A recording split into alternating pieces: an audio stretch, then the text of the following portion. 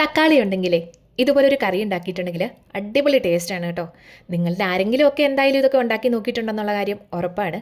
അപ്പോൾ അതെങ്ങനെ ഉണ്ടാക്കുന്നതെന്ന് അറിയും മുമ്പ് നമ്മുടെ വീഡിയോയിലേക്ക് എല്ലാവർക്കും സ്വാഗതം. അപ്പോൾ നമ്മൾ ചട്ടിയിലാണ് ഇത് ഉണ്ടാക്കുന്നത് കേട്ടോ. അപ്പോൾ ചട്ടിയൊക്കെ ഒന്ന് ചൂടായി വന്ന സമയത്ത് വെളിച്ചെണ്ണ തന്നെയാണ് ഒഴിച്ചു കൊടുത്തിരിക്കുന്നത്. എണ്ണ ചൂടായതിന് ശേഷം മാത്രം കുറച്ച് കടുക് ഇട്ട് കൊടുക്കുന്നുണ്ട്. ഒന്ന് പൊട്ടി വന്നോട്ടെ. ഇനി വേണ്ടത് ജീരകമാണ്, ചെറിയ ജീരകമാണേ.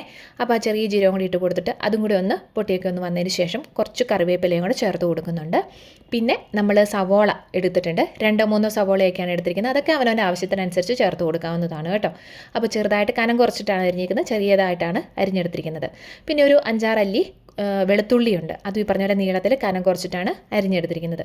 ഇത്തിരിയോളം തന്നെ ഇഞ്ചിയും കൂടിയുണ്ട്. ഇഞ്ചി ഇത്തിരി വാടിയതായിരുന്നു, അതുകൊണ്ടാണ് കേട്ടോ ഈ ഒരു പരുവത്തിൽ കിടക്കുന്നത് അരിഞ്ഞ് വന്നപ്പം. പിന്നെ പച്ചമുളക് എരിവിനനുസരിച്ച് ചേർത്ത് കൊടുക്കാം. ഞാൻ വളരെ കുറച്ച് മാത്രമാണ് ഉപയോഗിച്ചിരിക്കുന്നത് കേട്ടോ. പിന്നെ വേണ്ടത് ഒരു നുള്ളുപ്പ്, അത് നമ്മുടെ സവോളയൊന്ന് വഴന്ന് വരാൻ ആവശ്യത്തിന് വേണ്ടിയിട്ട് മാത്രമാണ് നമ്മളിപ്പോൾ ചേർത്ത് കൊടുക്കുന്നത്. അപ്പോൾ ഇതെല്ലാം കൂടെ കൂട്ടി നന്നായിട്ടൊന്ന് വഴറ്റിയെടുക്കാം. മൂടി വെക്കേണ്ട കാര്യമൊന്നുമില്ല. പിന്നെ എല്ലാവർക്കും തന്നെ അറിയാവുന്നതാണ്, എന്നാൽ ഈ പാചകമൊക്കെ പഠിച്ചു വരുന്നവർക്ക് ചിലപ്പോൾ ഒരു സംശയം ഉണ്ടാവും, അതുകൊണ്ട് പറഞ്ഞതേ ഉള്ളൂ കേട്ടോ.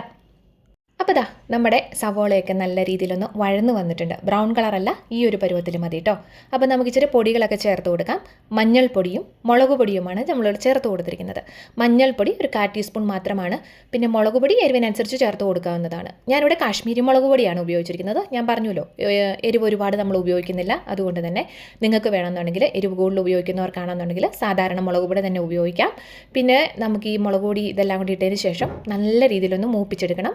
എങ്കിലാണ് കറിക്ക് ആ ഒരു പച്ചമണമൊക്കെ ഒന്ന് മാറി നല്ല രീതിയിൽ കിട്ടത്തുള്ളൂ. അതുകൊണ്ട് പൊടികളും മൂപ്പിച്ചതിന് ശേഷം മാത്രം നമുക്ക് തക്കാളി ഇട്ട് കൊടുക്കുന്നുണ്ട്. തക്കാളി നമ്മൾ ഒരു 2-3 തക്കാളി ഈ പറഞ്ഞ പോലെ തന്നെ എടുത്തിരിക്കുന്നതാണ്. ചെറുതായിട്ട് കനം കുറച്ച് തന്നെ അരിഞ്ഞിട്ട് ഇതിലേക്ക് ചേർത്ത് കൊടുത്തിട്ടുണ്ട്.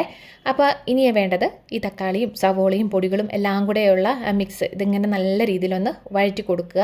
അതെല്ലാം കൂടെ ഒന്ന് യോജിച്ച് വരണം. അതിനുശേഷം നമുക്കിതൊന്ന് മൂടി വയ്ക്കാം, കാരണം അതൊന്ന് വെന്ത് കിട്ടണം. ഇനിയിപ്പോൾ മൂടി വെക്കുന്ന സമയത്ത് വെള്ളം ചേർത്ത് കൊടുക്കേണ്ട കാര്യമൊന്നുമില്ല. പിന്നെ ചട്ടി ആയതുകൊണ്ട് ചിലപ്പോൾ ഇതൊക്കെ പിടിക്കും, നമ്മൾ സ്റ്റൗവിലും കൂടെ വെക്കുന്ന കാരണം കേട്ടോ. അതുകൊണ്ട് തന്നെ നമ്മളൊരു കുറച്ച് വെള്ളം കൂടെ ഇതിലേക്ക് ഒഴിച്ചു കൊടുക്കുന്നുണ്ട്. ആ തക്കാളിയുടെ തൊലിയൊക്കെ ഒന്ന് മാറി വരുന്ന ഒരു പരുവുണ്ടല്ലോ, അതാണ് വേവെന്ന് പറയുന്നത്. ലോ ടു മീഡിയം ഫ്ലെയിമിലിട്ട് കൊടുത്താൽ മതിയാവും. എങ്കിൽ പിന്നെ അത് അവിടെ നിന്ന് റെഡി ആവട്ടെ.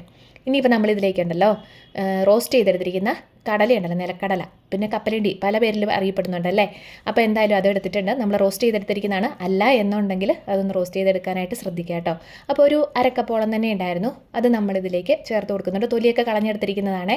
അപ്പോൾ കുറച്ച് വെള്ളം കൂടെ ഒഴിച്ചിട്ടാണ് നമ്മളിത് അരച്ചെടുക്കുന്നത്. അപ്പം അരയ്ക്കും തോറും അത് കുറുകി വരും. അപ്പോൾ ഇത്തിരി വെള്ളം ഒഴിച്ചിട്ട് നല്ല രീതിയിലൊന്ന് അരച്ചെടുക്കാനായിട്ട് നോക്കുക കേട്ടോ. അപ്പോൾ ഇനി നമ്മൾ വേവാനായിട്ട് വെച്ചിരിക്കുന്ന നമ്മുടെ തക്കാളിയുടെയൊക്കെ മിക്സ് ഉണ്ടല്ലോ, അത് നമുക്ക് നോക്കാം. നല്ല രീതിയിൽ തിളയൊക്കെ വന്നിരിപ്പുണ്ട്. അതിൻ്റെ തൊലിയൊക്കെ നമുക്ക് നോക്കുമ്പോൾ തന്നെ മനസ്സിലാവും, ചെറുതായിട്ട് മാറി വരുന്ന അതാണ് ശരിക്കുള്ള ഒരു വേവ്. അപ്പോൾ നമുക്ക് മനസ്സിലാകുന്നുണ്ട് കേട്ടോ. ഇനി വേണ്ടത് നമ്മൾ അരച്ച് വെച്ചിരിക്കുന്ന കടലയുടെ മിക്സ് ഉണ്ടല്ലോ, അത് ഇതിലേക്ക് ചേർത്ത് കൊടുക്കാം. കൂടെ തന്നെ കുറച്ച് വെള്ളം കൂടെ ചേർത്ത് കൊടുക്കണം കേട്ടോ. അപ്പം സാധാരണ തേങ്ങ അരപ്പ് നമ്മൾ ചേർക്കുന്ന വെള്ളമല്ല, കുറച്ചുകൂടെ വെള്ളം കൂടുതൽ ചേർക്കണം. എന്തെന്ന് വെച്ചാൽ കടലയായതുകൊണ്ട് നമ്മളിത് ചൂടായി വരുന്ന സമയത്ത്, അല്ല ചെറുതായിട്ട് തിളച്ച് വരുന്ന സമയത്ത് തന്നെ കുറുകി വരും. അതുകൊണ്ട് ഇത്തിരി വെള്ളം കൂടുതൽ ചേർത്ത് കൊടുക്കാവുന്നതാണ്. നല്ല കൊഴുപ്പും ഉണ്ടാവും കേട്ടോ, നല്ല ടേസ്റ്റിയുമാണ്. അപ്പോൾ ഇനി കറിയുടെ ഒരു ഉപ്പ് നോക്കണമല്ലോ. ഉപ്പ് നമ്മൾ സ്വല്പം മാത്രമാണ് ചേർത്ത് കൊടുത്തിരുന്നത്. അതുകൊണ്ട് ഉപ്പും കൂടെ നോക്കിയിട്ട് നമ്മൾ ഇതിലേക്ക് ചേർത്ത് കൊടുത്തിട്ടുണ്ട്. ഇനി നല്ല രീതിയിലൊന്ന് ഇളക്കി കൊടുത്തുകൊണ്ട് തന്നെ ഇരിക്കുക. തുടർച്ചയായിട്ട് തന്നെ കൈവിടാതെ ഇളക്കണമെന്നൊന്നും ഞാൻ പറയില്ല, എന്നിരുന്നാലും ഇടവിട്ടൊന്ന് ഇളക്കി കൊടുത്തുകൊണ്ട് തന്നെ ഇരിക്കണം. അതിൽ ആ ചട്ടിയിലൊക്കെ പിടിക്കും ചിലപ്പം കേട്ടോ. അപ്പോൾ വെള്ളത്തിൻ്റെ എന്തെങ്കിലും ഒരു കുറുകിയാണ് വരുന്നതെന്നുണ്ടെങ്കിൽ നിങ്ങൾക്ക് വേണമെന്നുണ്ടെങ്കിൽ ഇടയ്ക്ക് ഇത്തിരി ചെറിയ ചൂടുവെള്ളം ചേർത്ത് കൊടുക്കാവുന്നതാണ്. അപ്പോൾ ഇതാ നമ്മുടെ കറി ഏകദേശമൊക്കെ ഒന്ന് എന്താ പറയുക, വെട്ടി തിളയ്ക്കണ്ട, എന്നാൽ ആവശ്യത്തിന് തിള വേണം താനും, ആ ഒരു പരുവത്തിൽ. പിന്നെ ഈ വീഡിയോ കണ്ടുകൊണ്ടിരിക്കുന്ന സമയത്ത് ഇഷ്ടമായിട്ടുണ്ടെങ്കിൽ ഒന്ന് ലൈക്ക് ചെയ്യണം കേട്ടോ. സബ്സ്ക്രൈബ് ചെയ്യാതെ കാണുന്നവരോ അല്ല ഫോളോ ചെയ്യാതെ കാണുന്നവരോ ഒക്കെ ആണെന്നുണ്ടെങ്കിൽ അതും കൂടി ഒന്ന് ഫോളോ ചെയ്യാനും സബ്സ്ക്രൈബ് ചെയ്യാനൊക്കെ മറക്കണ്ട കേട്ടോ.